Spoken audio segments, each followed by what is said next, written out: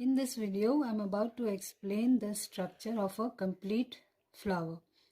This video is basically for beginners who have started studying biology and are studying the structure of a flower, bisexual flower. I have taken two flowers, one is China rose and the other is a kind of white lily.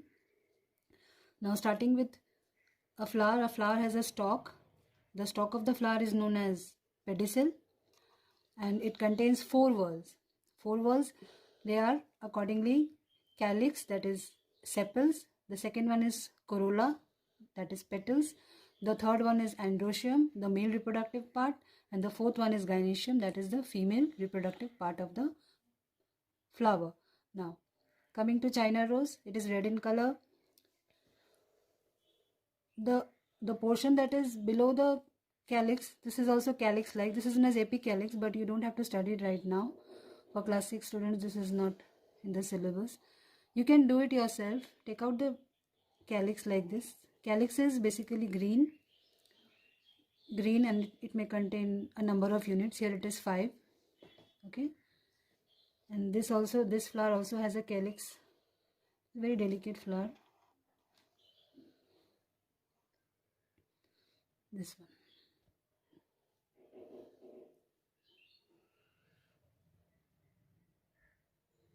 The calyx out of camera ho gaya. The calyx here has 2 units.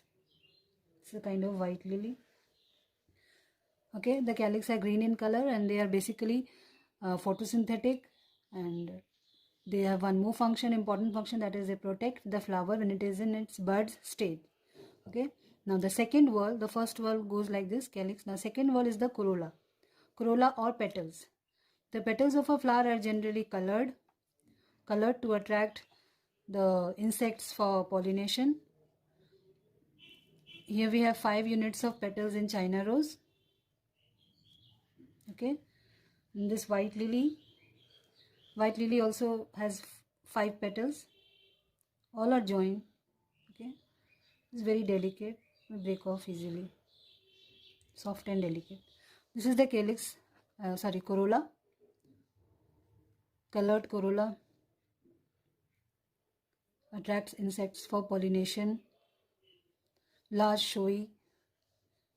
The second whorl corolla, it is colored and it attracts insects for pollination which is followed by fertilization. Now the third whorl of China rose is the androsium. Androsium is fused here and it contains innumerous stamens. You can take out the stamen like this, androsium like this.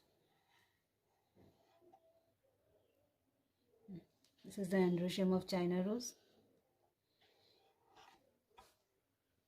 Okay, you can see the long style, distinct style here. It is a bit sticky.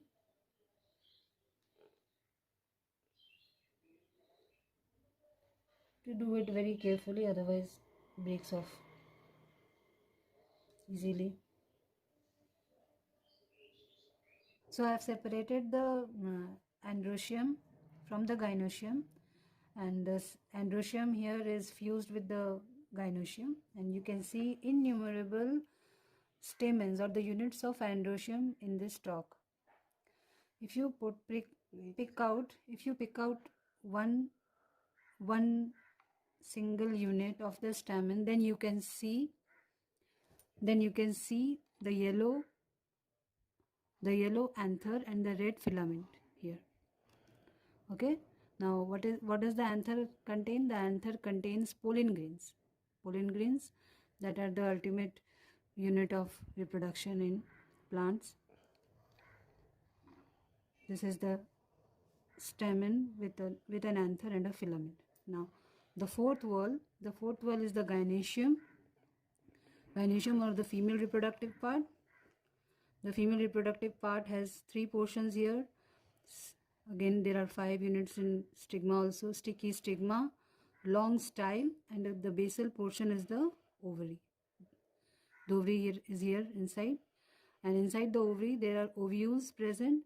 The ovules which form seeds after fertilization. This one is very sticky. You can take out the ovules if you prick it with something. inside the ovary.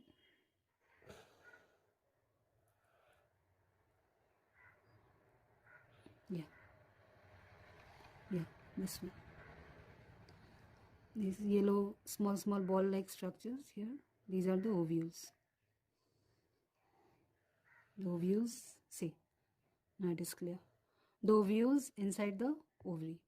Okay, this is the gynoecium part of China rose. Sorry, it has already broken.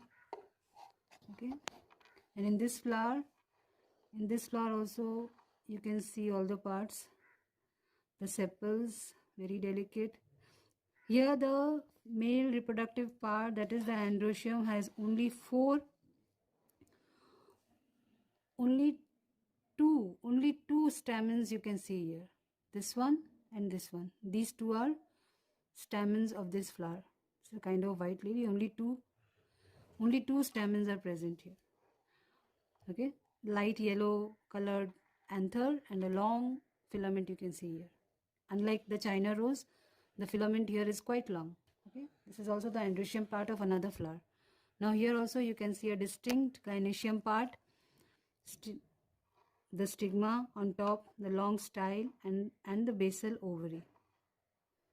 Okay, the ovary is very small and conspicuous here, so you have to take it out very carefully if you are doing it yourself. See, it breaks off easily.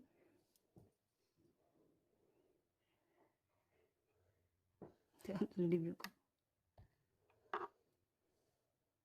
The ovary, short green basal ovary. Here you will not be able to see the ovules. It's very short, very small gynoecium.